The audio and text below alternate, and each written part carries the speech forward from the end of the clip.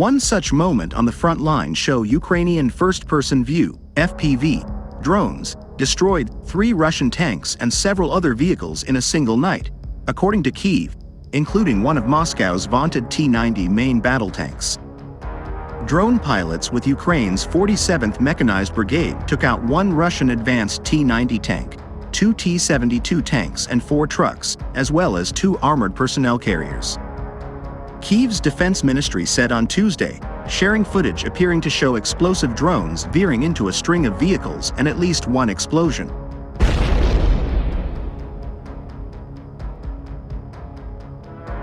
A specialized strike drone company within the brigade carried out the attacks, the 47th said in a separate statement posted to social media on Monday, also sharing the battlefield video. Kyiv and Moscow are battling for drone superiority, and FPV drones dominate the skies above Ukraine. FPV drones, used across the front line for reconnaissance, targeting soldiers and taking out military vehicles, have menaced Russia's tanks, and Ukraine frequently shares footage recorded by the drones in the battlefield.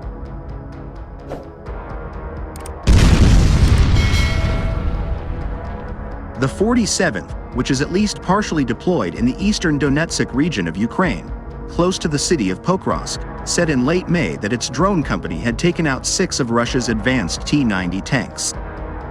Just days later, the brigade said it had destroyed another T-90, worth several $1 million, using a $500 drone. Moscow has lauded its T-90s, particularly its T-90M, also known as PRORYV-3, or Breakthrough tank. The T-90M Proriv is the world's best tank, Russian President Vladimir Putin said in June 2023.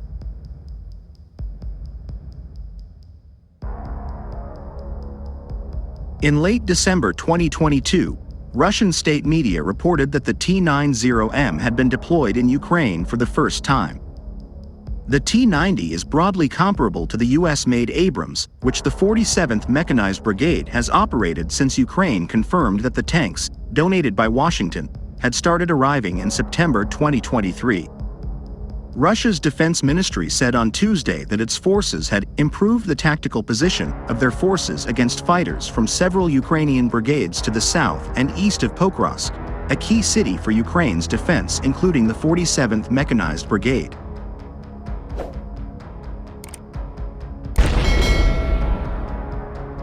Ukraine's military said in an operational update at 1 p.m. local time Tuesday that east of Pokrovsk was the most intense section of the front line, with fighting ongoing in several villages. Ukraine fought off 11 Russian attacks, with 14 more ongoing, Kyiv's armed forces said, adding, "Situation is tense but under control." But this time, Ukrainian forces captured dozens of Russian troops in Kharkiv Oblast on Sunday, a military official said, amid reports Kyiv has regained some ground in the embattled region. Some 60 Russian soldiers were captured near the war-ravaged town of Vovchansk, where fierce battles are ongoing. Nazar Voloshin, a spokesman for Ukraine's Kortitsia Operational Strategic Group, told local publication, Ukraine controls 70% of Vovchansk, which had a pre-war population of 17,000, and fierce clashes have been ongoing after the Kremlin's forces kick-started an offensive in the Kharkiv region on May 10th, seizing a number of villages on Ukraine's northeastern frontier and forcing thousands of civilians to flee.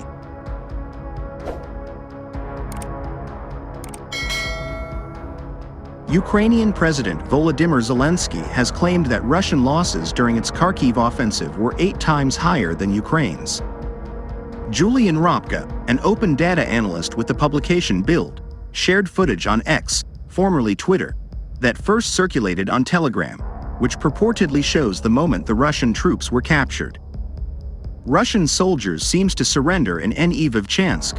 This is around 600 meters north of what Russian sources claim to be the current front line, so Russia seems to be losing ground there, wrote Ropka.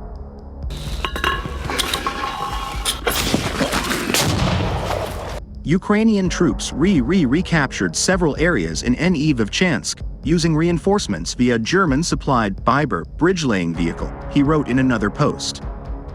Russian invasion forces further advanced SW to the center and are now around 400 away meters from the destroyed Vovcha bridge. The Institute for the Study of War, ISW, a US-based think tank, said in its latest analysis of the conflict in Ukraine on Monday that Kyiv's forces had recently regained some positions within Vovchansk.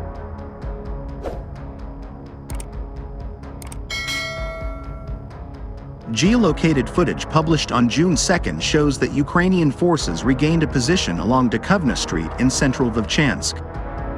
Additional geolocated footage published on June 3 also shows Russian and Ukrainian forces engaged in close combat along Dukovna Street, suggesting that Ukrainian forces are counterattacking to contest Russian control of positions along the street, and now Ukraine regains ground in Kharkiv, the think tank said.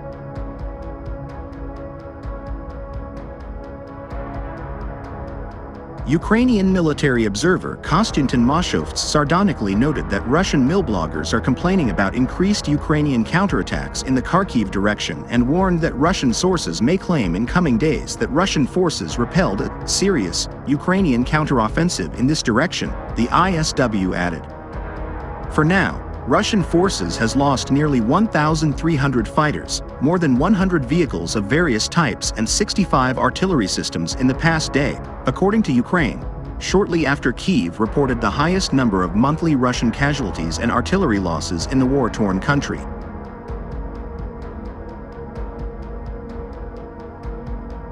The figures published by Ukraine's military early on Tuesday on X, formerly Twitter, show that Moscow's forces lost 15 tanks, 18 armored personnel vehicles, APVs, and 69 other assorted vehicles in Ukraine since Monday morning. Russia sustained 1,290 casualties in the past 24 hours, Kyiv's armed forces said, bringing Ukraine's tally of Moscow's casualties since February 2022 to 512,420. It is notoriously difficult to pin down battlefield losses and casualty figures, and experts urge caution when dealing with tallies offered up by either side in a conflict.